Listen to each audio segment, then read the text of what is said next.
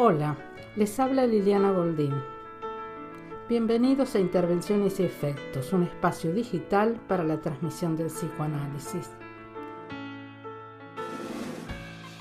En www.podcastpsicoanálisis.com podrán encontrar las emisiones del podcast, los artículos del blog y las diversas propuestas de estudio, como el seminario virtual de Clínica de la Psicosis, con teoría y material clínico, y el espacio de lectura, un dispositivo para leer juntos las obras de Freud y Lacan. www.podcastpsicoanálisis.com. Bueno, vamos a tomar hoy el tema del ombligo del sueño, lo real. En la emisión del podcast 56 abordé el tema de lo ominoso y lo real, diciéndoles que Lacan retoma dos temas olvidados: lo ominoso y el ombligo del sueño. Voy a tomar hoy entonces el segundo. Les voy a leer una cita de Hamlet, acto tercero, escena primera. Ser o no ser, he aquí el dilema. ¿Qué es mejor para el alma? ¿Sufrir insultos de fortuna, golpes, dardos, o levantarse en armas contra el océano del mal, y oponerse a él, y que así cesen? ¿Morir? ¿Dormir? Nada más. Y decir así que con un sueño damos fin a las llagas del corazón y a todos los males, herencia de la carne, y decir: ven consumación, yo te deseo. Morir, dormir, dormir. ¿Soñar acaso? Siguiendo a Freud, el sueño es una escritura de lo que resulta un texto, y esta escritura puede sufrir una detención. Lo llamamos el ombligo del sueño. Freud nos trae el ombligo del sueño en una nota en el análisis del sueño de Irma, un sueño freudiano, en el momento en que ella por fin abre bien la boca. Esa parte del sueño no ha sido analizada por Freud y tiene un sentido oculto. Todo sueño tiene algo incognoscible, esa boca abierta cuya visión es horrorosa, lo que no se debía haber visto. Ahí Freud detiene las asociaciones, no puede decir más. En el olvido de los sueños nos dice que es lo unercante, lo no reconocido. El sueño, como formación del inconsciente, nos trae toda la vía del análisis significante y nos trae también los fantasmas ahí anudados. El ombligo del sueño nos coloca ¿dónde? Nos coloca en el sinsentido, en un punto de silencio, en el cual no hay más sentido. Jacques Lacan toma el concepto de lo unercante en un texto de 1975, que es la respuesta a una pregunta de Marcel Ritter en la ciudad de Estrasburgo, y nos dice que es lo imposible de reconocer, el núcleo de lo primariamente reprimido. Coincide con la represión primaria, lo Urverdrang. Recuerdan que lo reprimido primordial es algo que no puede ser dicho en ningún caso, un punto donde la palabra se detiene. Hay un lugar en sombras, el ombligo del sueño es un lugar donde se asienta lo no reconocido, lo imposible de reconocer. Muestra el sueño como un enigma donde es imposible encontrar su enunciado inexistente. Es el lugar de lo real y lo llama lo que no deja de no escribirse, con doble negación. El ombligo del sueño alude a un lugar que se cerró para siempre y dejó una cicatriz, una marca que dice: no nos originamos nosotros solos. Por ser seres hablantes, de eso no podemos hablar. De ese origen no hay cómo hablar. El origen está perdido para siempre. Es una marca en el cuerpo, un agujero anudado. En el campo de la palabra no todo puede ser reconocido. La partícula un del unercante designa la imposibilidad, el límite. Es lo imposible de reconocer. Ahí donde no hay más nada que extraer. Freud nos habla del ombligo del sueño. No hay modo de tirar más de la cuerda sin romperla. Si a la palabra ombligo nos habla de nudo cerrado, antes del cierre, durante 9 meses, era el orificio por donde se nutría. Es un orificio que se ha anudado. Lo real es un punto entonces de opacidad, es un punto infranqueable, imposible. Vuelvo al punto del ombligo del sueño como esa cicatriz, como la marca de exclusión del par lettre en relación a su origen, como ser placentario, porque no está unido a la madre, está unido a la placenta. Otro punto es el sueño y el despertar, o lo que despierta. ¿Será por el despertar que Lacan ubicará una nueva función, o más allá de la prolongación del deseo de dormir? Las marcas de lo real no están en el despertar, sino en aquello que en el sueño provoca el despertar. Voy a tomar del seminario 11 de Lacan, los 4 conceptos fundamentales del psicoanálisis, unos puntos en relación al despertar. Antes de tomarlos quisiera retomar un poquito lo que les planteé ahora, que partimos entonces ¿no es cierto?, del ombligo del sueño. Ubiqué entonces ahí que el sueño tiene algo incognoscible. Tiene por otro lado un punto donde Freud mismo dice que se detienen las asociaciones, no se puede decir más nada. Lacan retoma este punto en una pregunta que le hace Marcel Ritter en 1975 y nos dice que es lo imposible de reconocer. Ahí lo une a la represión primaria, al núcleo de lo que fue primeramente reprimido. Al núcleo, dice, que no puede ser dicho lo reprimido primordial en ningún caso, que sería lo que no deja de no escribirse. También ubicamos que en el campo de la palabra no todo puede ser reconocido.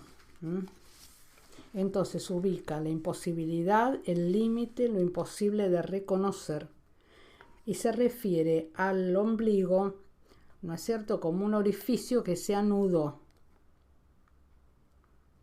y que no se puede abrir. Y ahí nos plantea Lacan un punto de lo real. Un punto de lo real. Y va a decir que vuelve al ombligo del sueño como cicatriz, como la marca de exclusión del parletre, o sea, del hablante, en relación a su origen, como ser placentario. Otro punto es el sueño, entonces, y el despertar, lo que despierta. Y en relación a lo que despierta, va a ubicar Lacan una nueva función, que es un más allá de la prolongación del deseo de dormir.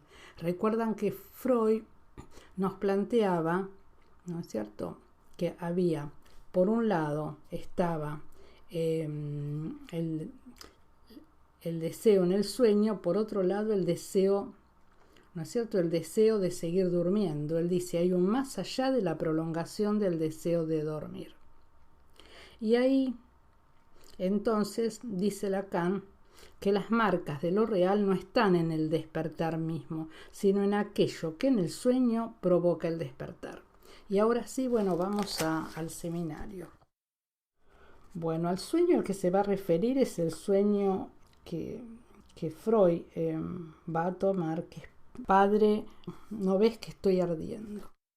Vamos a tomar el sueño que está en el texto freudiano como padre, ¿no ves que estoy ardiendo? Entonces nos dice Lacan en el seminario, para acentuarlo, porque dice, Freud no se cansó de decir que tendría que retomar la función de la conciencia. Quizás veamos mejor de qué se trata si captamos qué motiva ahí el surgimiento de la realidad representada, a saber, el fenómeno, la distancia, la ansia misma que constituye el despertar. Para acentuarlo, volvamos a este sueño, también hecho enteramente en torno al ruido, que les he dado tiempo de encontrar en la interpretación de los sueños. Recuerden ese padre desdichado que ha ido a descansar un poco en el cuarto contiguo al lugar donde reposa su hijo muerto, dejando a un viejo canoso, nos dice el texto, velar al niño, y que es alcanzado, despertado por algo. ¿Qué es? No solo la realidad del golpe, el knocking de un ruido hecho para que vuelva a lo real, sino algo que se traduce en su sueño precisamente, la casi identidad de lo que está pasando, la realidad misma de una vela que se ha caído y que está prendiendo fuego al lecho en que reposa su hijo, que estaba en la habitación de al lado.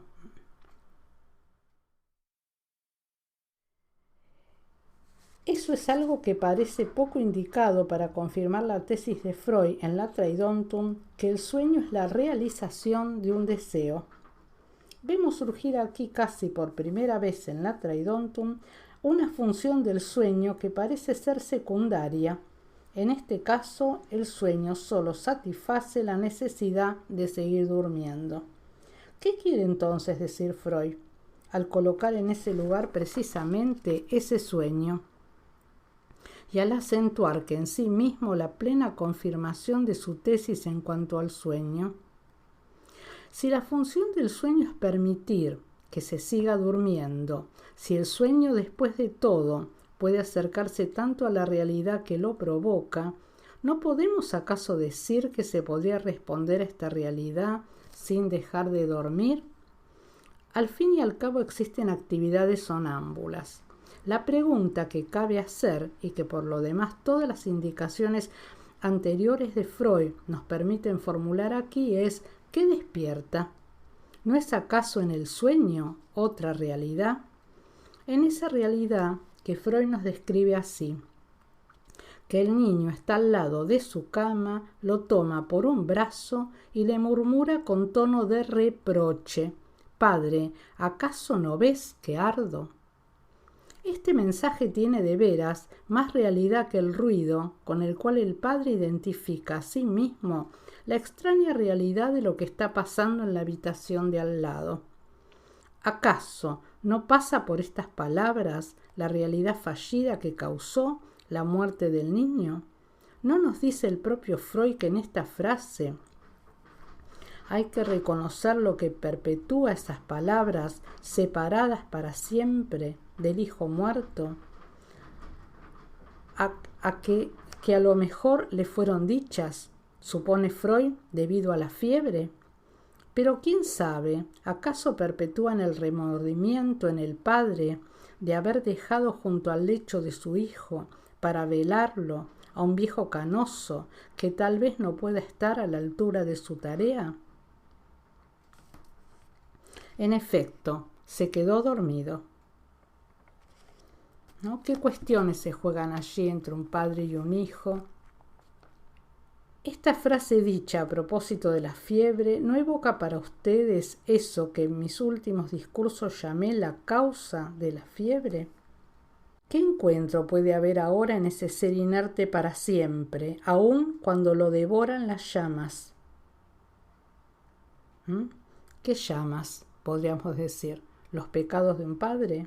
A no ser precisamente este encuentro que sucede precisamente en que las llamas por accidente como por azar vienen a unirse a él. ¿Dónde está en este sueño la realidad?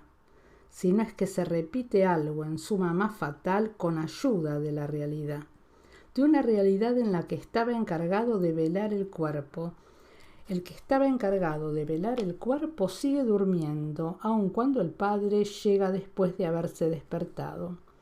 Así el encuentro, siempre fallido, se dio entre el sueño y el despertar, entre quien sigue durmiendo y cuyo sueño no sabremos, y quien solo soñó para no despertar. Si Freud, maravillado, ve en esto la confirmación de la teoría del deseo, es señal que el sueño no es solo una fantasía que colma un anhelo. Y no es que en el sueño se afirme que el hijo aún vive, sino que el niño muerto que toma a su padre por el brazo, visión atroz, designa un más allá que se hace oír en el sueño. El despertar nos muestra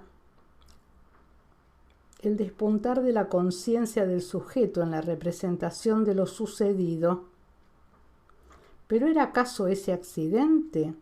Cuando todos duermen, tanto quien quiso descansar un poco como quien no pudo mantenerse en vela, y también aquel de quien sin duda no faltó algún bien intencionado que dijera: parece estar dormido, cuando solo sabemos una cosa, y es que en ese mundo sumido en el sueño, solo su voz se hizo oír: Padre, ¿acaso no ves que ardo? La frase misma es una tea. Por sí sola prende fuego a lo que toca, y no vemos lo que quema, porque la llama nos encandila ante el hecho de que el fuego alcanza lo real.